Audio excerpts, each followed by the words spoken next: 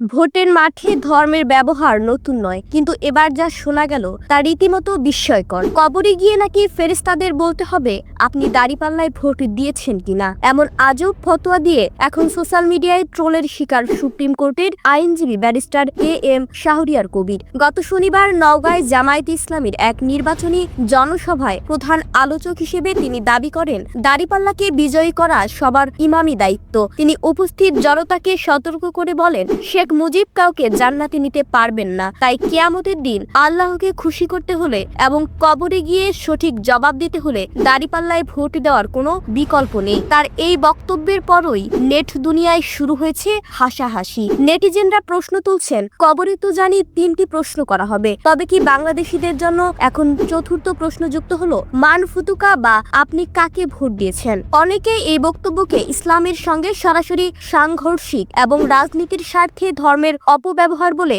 আখ্যায়িত করছেন। রাজনীতির বৈতরণী পার হতে ধর্মকে এভাবে ঢাল হিসেবে ব্যবহার করা কতটা যৌক্তিক তা নিয়ে এখন চলছে তুমুল বিতর্ক। সচেতন মহল মনে করছেন এমন ফতোয়া ভোটারদের বিভ্রান্ত করারই নামান্তর।